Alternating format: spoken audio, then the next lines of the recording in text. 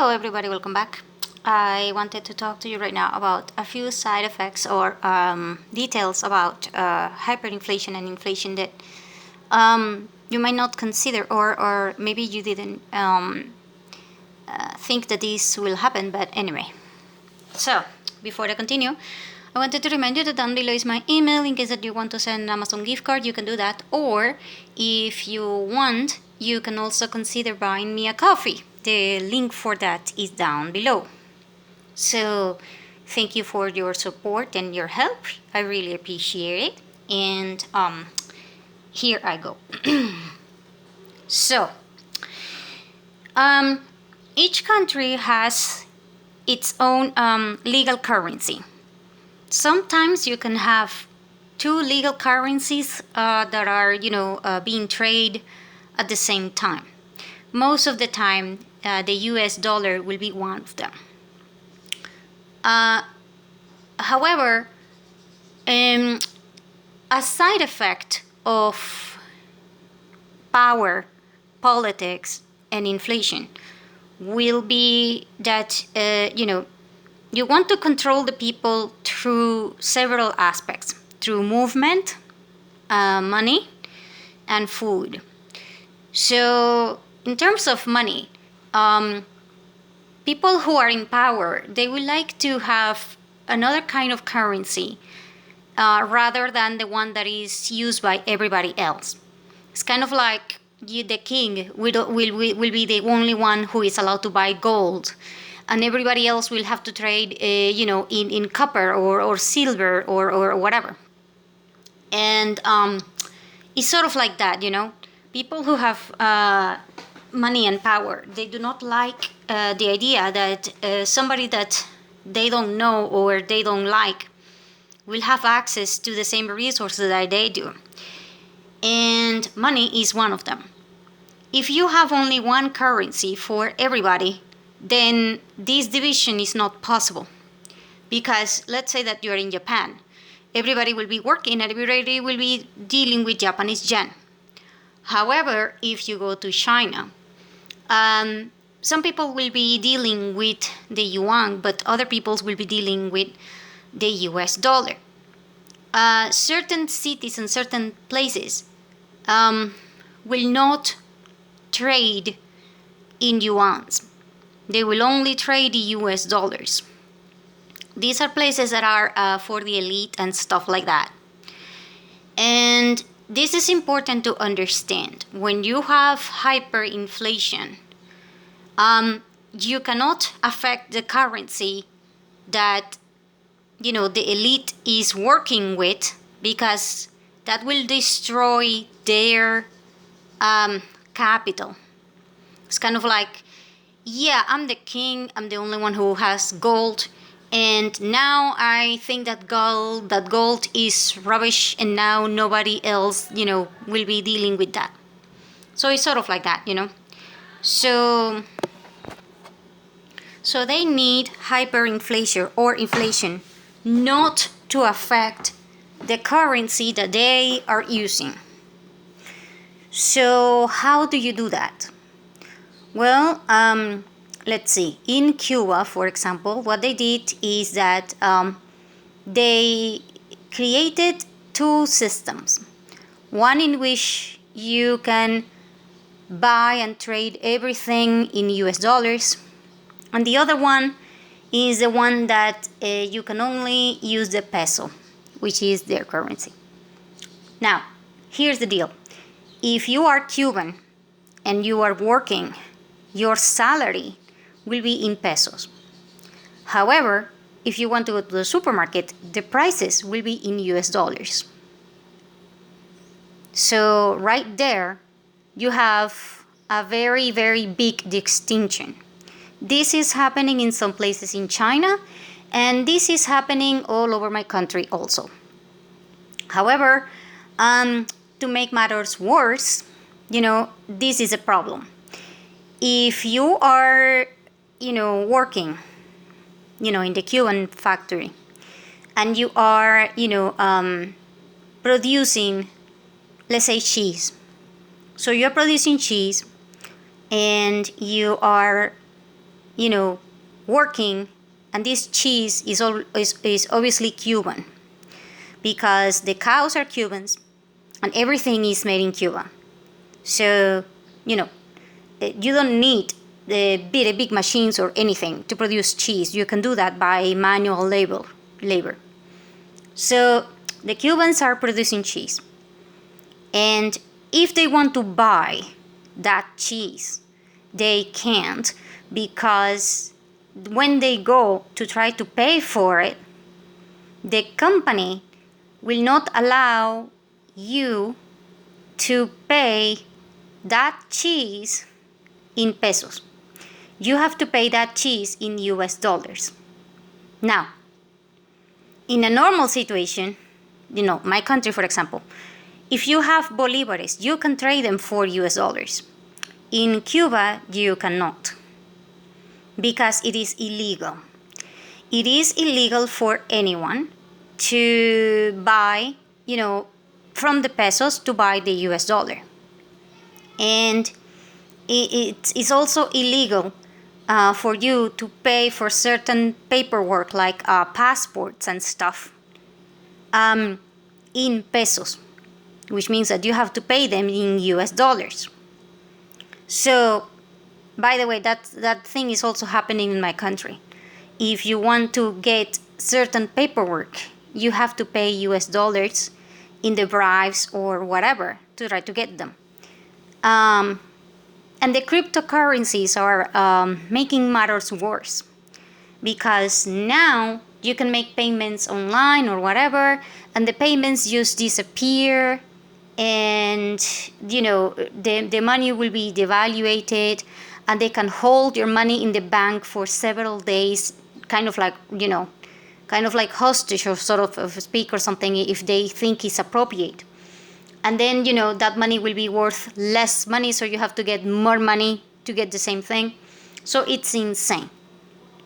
So in Cuba, if they want to buy the freaking cheese, they can't, because you cannot pay the cheese that you are producing, because they pay you, the worker, in pesos. But you have to pay US dollars to get it. And it is illegal for you to have access to the US dollars. The same thing will happen to several currencies. The China currencies, for example, I believe that it is going to be the same thing that is is happening with the Cubans. I believe that there will be a point in which, if they wanted to, they will block you from your accounts. And then if you don't have social points or whatever, then basically you cannot have access to the crypto money. And if you don't have access to the crypto money, then you are only allowed to use the traditional yuan. And I am guessing that the yuan is going to be worth 100 part of the other one. So it's sort of going to be kind of like that. It is going to be very, very interesting, because the Chinese people already have a very, very, very, and I do mean very high standard for the social points.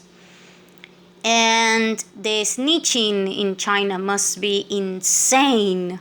Like, my God, in Cuba it is very, very, very bad. But in China must be like 40 times or 50 times, or hurtful, well, I know 100 times worse. And in my country, that problem is present, but not as bad as other countries. Because in my country, if somebody snitches or something, depending upon who the hell you are snitching, you might be dead. So, oh hell no, a lot of people will not snitch. And other people, will try to get the money by other means necessary, like laundry money. In my country, a lot of people will do laundry money. I quite frankly, when I was, 10 or 11, and people were on the news saying that there was laundry money or whatever, I thought that they were putting money, like the bills, they were putting it into the washing machine and then the dryer, and then I was like, so what? Is dirty money, so you're going to wash it? I thought that it was something like that. But oh hell no, it's way, way, way more complicated. It is the fact that the people that get U.S. dollars, they have to get it someplace, especially with all the sanctions that my country has. And usually it's not very legal to have that money. However, people are not going to starve here. I mean, some people will, but other people will be kind of like, oh hell no, I want a piece of the cake, so I'm doing whatever the hell it takes to feed my family, so I'm going to get that freaking money. The thing is that most people are not going to be willing to engage in illegal activities. Like, it's like 8 out of 10 people will not engage into illegal activities. People will just not everybody will do it. A lot of people will, but not everybody will. And if you want to get the US dollars legally, then you gotta sell something.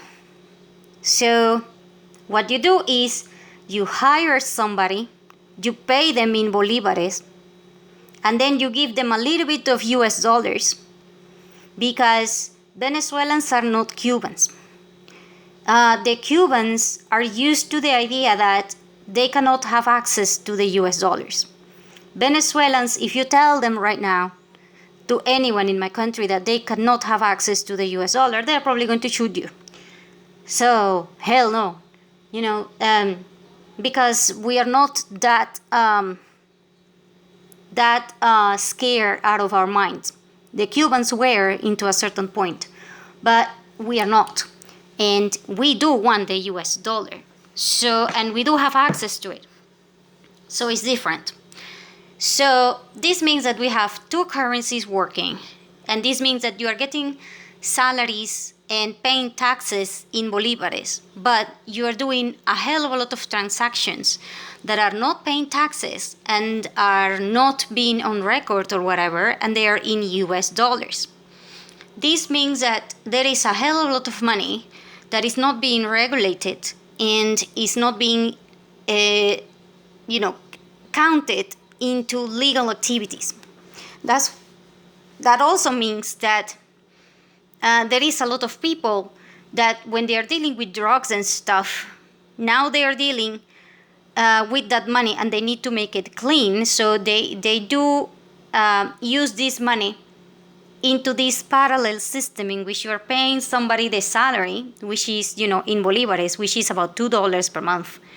But then you say, okay, so you are a cashier, so I'm going to pay you the bolívares, which is about $2, but every month I'm going to pay you $20. And then you're like, okay, $20, okay, fine. So most people now have two salaries. The one that is official, which is $2, and the one that they get from bonuses, like $10 or sometimes $20. And people that have very, very high positions, they get about $50 in commissions every month. So if you are a supervisor and an engineer in a company, you might get, $35 or maybe $50. And sometimes, and I do mean sometimes if the company is big enough, they will give you about $50 for transportation bonuses. Because before, gasoline, I have told you about this in other videos. Gasoline in my country it was almost free. And now it is very hard to get. And it takes days to get the freaking gasoline. So in some places they are paying $3 per liter. So per liter, that's about, let's say, between 10 and 12 for a gallon dollars.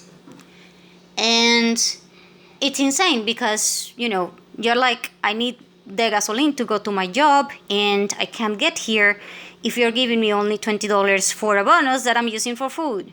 So some companies, that are trying to survive, they are selling, everything in US dollars, and they are not allowing you to pay in bolívares. So let's say, for example, that you're producing the same cheese.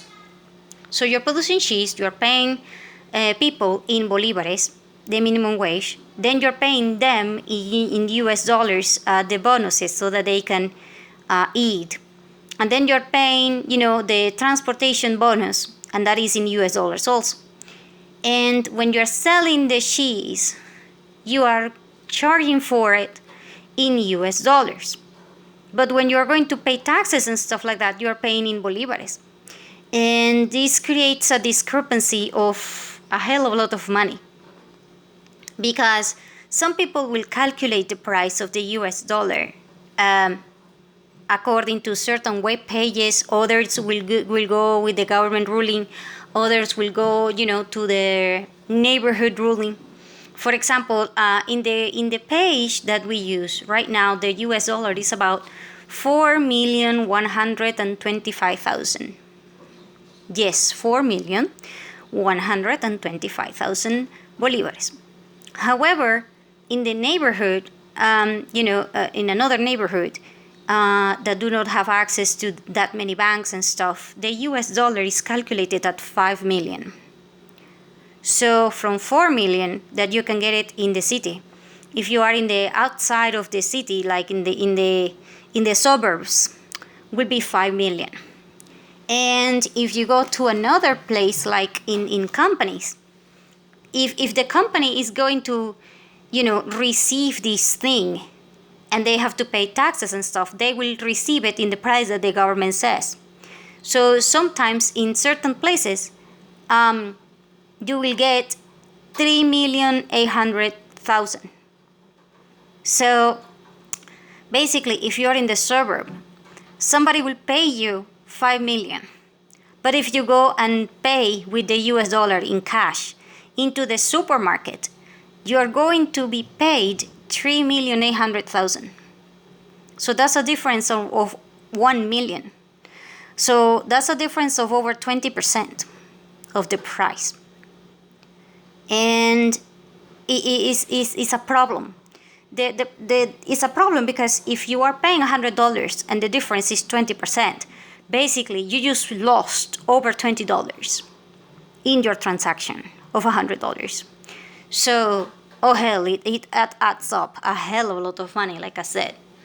So the whole situation with you getting paid into one currency, then you getting access to currency B, the one that the elite is using, is going to be a problem because some people will sell it to you, other people will not. And if you're in Cuba, you cannot buy the US dollar no matter what the hell you do.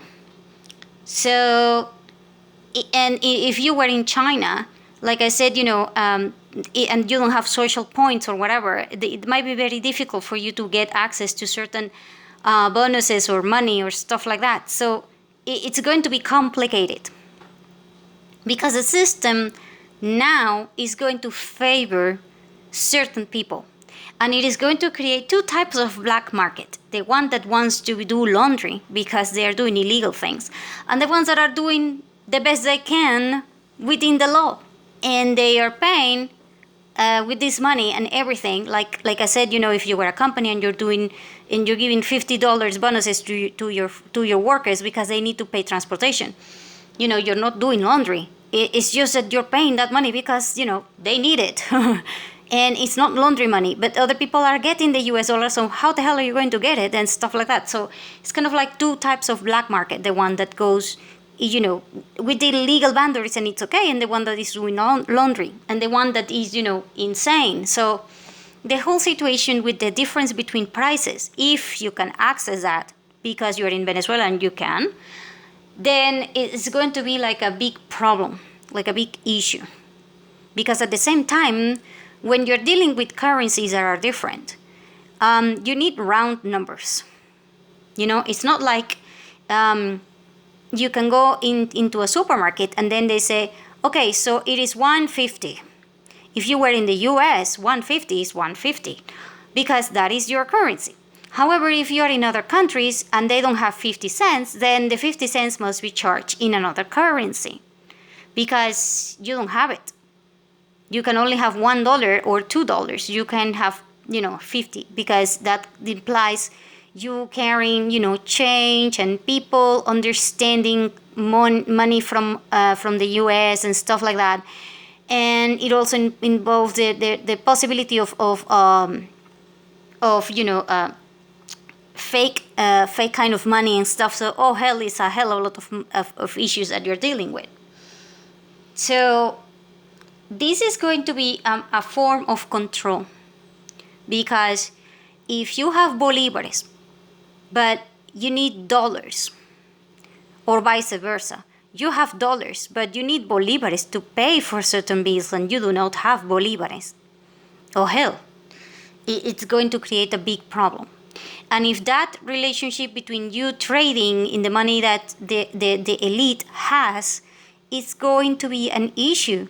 Because if it is illegal for you to get the US dollars, by the way, there was a point in which it was absolutely illegal in Venezuela to get US dollars, but then everybody started doing it anyway. And then, somebody tried to put someone in jail when they were using US dollars. Oh my God, and oh crap, I remember that during that month, oh crap, I swear the police, the gang members, every single person was kind of shooting at everybody. And it was insane. And then the politicians, oh crap, by the way, they shoot politicians. But when they said, oh, you can't have, US dollars, they started shooting politicians, especially gang members, because gang members do not mess around. Oh, hell no. So, they started shooting politicians and they said, oh, hell, we are using US dollars. We can care less what the hell you say. And if you try to enforce this, we're going to kill you. So, oh crap, it was insane. So at the end, the law was, totally like, yeah, it's on the air. We're not going to, do anything. So it was kind of like that. And I think that if this was going to happen in China, I'm guessing that, if Chinese people were upset to the point that they will be kind of like, oh, hell no, we are using the yuan, or we are using this one. Oh, crap. You just can't stop when everybody... You can't stop when everybody agrees about something. When there is a majority of people, and the majority of people say, okay, we are using only US dollars, then that's it. You can't go against the freaking majority, even if you're right. The majority of people, here the amount of people is the one that rules. Because I don't care if you have the best guns ever. If you have, 25,000 people, I can assure you that if you're only 10 or 20 or 40 or 40, people with guns, 25,000 people are going to kill you. So majority rules. And in Cuba, they are doing that, and that's why, they are having all these protesters, and they are having all these shootings and stuff in Cuba. Because the Cubans said, oh, hell no, if we are working, we deserve to get paid in US dollars, because if you cannot buy anything in the supermarket with the pesos, then we do not want the pesos. By the way, they tried to do this in Venezuela with the cryptocurrency called Petro. And as soon as they tried it, everybody went kind of like, you want us to buy in what? What the hell? And nobody trusted that. And the government has been trying, I swear to God, they have been trying for at least, I don't know how long, probably around, let's say 4 years or 5 years or something. They have been trying to use a freaking Petro, and they can't, because people won't take it. And other side effect of this is that people will actually now pay in gold, and physical gold, like stuff like that in certain places, not everywhere, okay? Certain places that produce gold will pay in gold. Now, this means that the supermarkets and the establishments, they have to have a way to measure that. And here's the deal. Let's say that you get, 1 ounce of gold.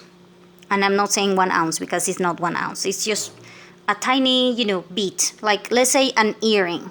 Okay, so you took your earring and you put it there, and it's, let's say, I don't know, 1/10 of the ounce or whatever.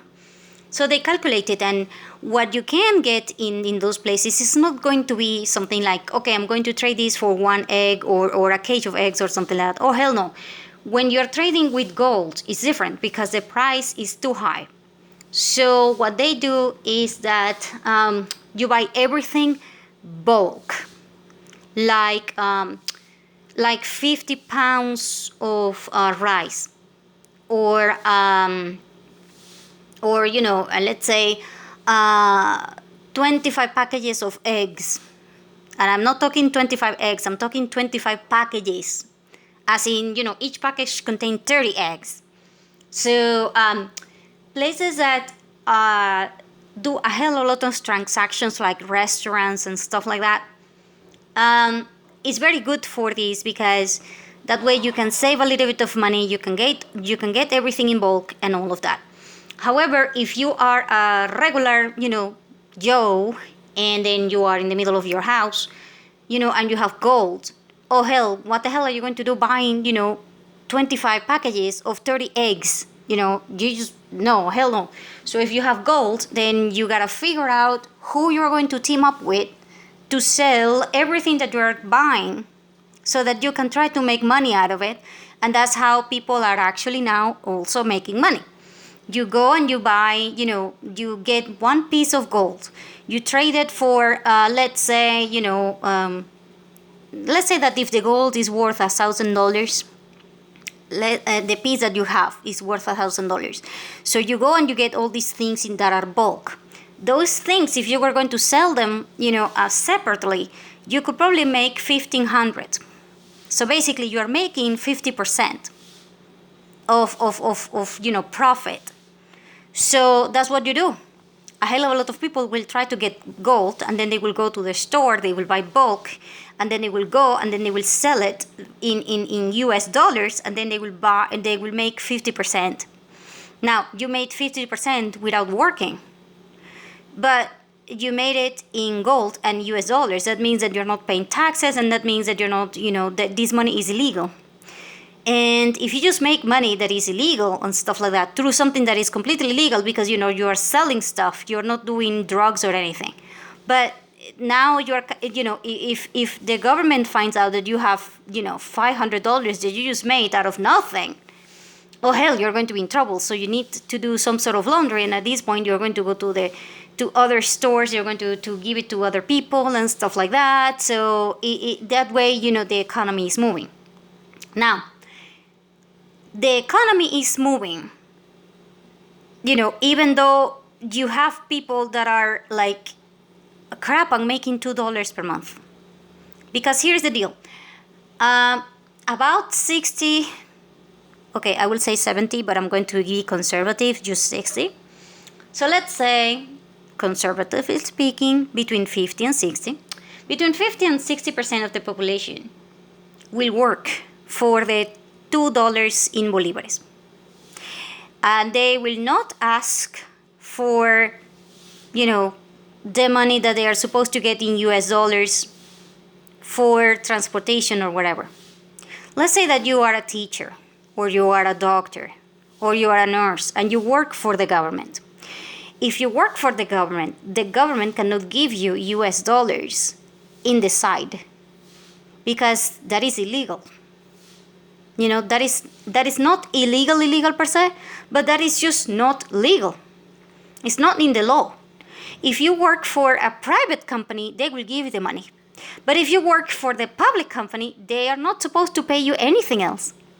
So the teachers, the doctors, and the nurses are working for $2. But everybody else is working, and they are making $50 and sometimes $100. Plus the $2 that, nobody cares. So what happens is that a hell of a lot of people are now not working for the government, but a hell of a lot of people will still not quit, and they will not, ask for bonuses. And they will be fighting the system because the system is being unfair, and they want to change the system from the inside out. So some teachers are kind of like, no, you, the government, cannot pay me $2. You are supposed to pay me $50 legally. In Bolivares, I don't care, but you're supposed to pay me 50. So a hell of a lot of people are now going into protests and stuff like that, trying to get the $50 from the government.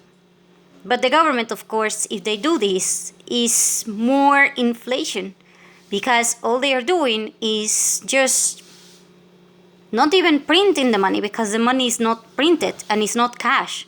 They are just putting it out there like the Chinese. They are just creating crypto things. They are saying, okay, you have a bonus and here is in the computer, you can go and you can trade it. And that's it. And sometimes it's not even in the bank. If you go to a private bank, they will be kind of like, what the hell, this is not money. Because, this is just what? But in the government's bank, because the government has banks here, there are two types of banks, the ones that are in private and the ones that are in the government. The ones that are in the government goes, oh yeah, we're just going to print one more, we're just going to say that you have money in your account. And then you're kind of like, oh, hell no. And in fact, cash money and actual money in the banks, or money that you can physically, touch and whatever, is not even 20% of all of the money that we have in the world. So try to imagine this in a scale of you having a disaster. If you were in China and there is 20% of people that can have access to physical money, and the other 80% have to have, no matter how the hell you look at it, they can only have access to cyber money, then what the hell do you do? If you don't have internet and stuff like that, right now, basically that means that 80% of people will be with nothing. The same thing happens here. Except for the fact that now a hell of a lot of people are asking for, cash in US dollars. And the other currency they treat, we have four main currencies. We have gold in certain parts of my country. We have coffee. My God, coffee is universal.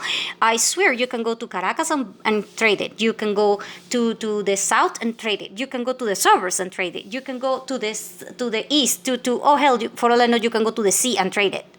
Coffee is like the universal thing. It's like salt in the times of the Romans. It's universal. So we have a hell of a lot of coffee. We have, gold. We have the US dollars and we have the bolivares. We do not have, that much silver or other trading systems, because we use, I don't know, the ones that we are using the most are those. But like I was telling you, before this, the whole point about the whole situation is that a hell of a lot of people will not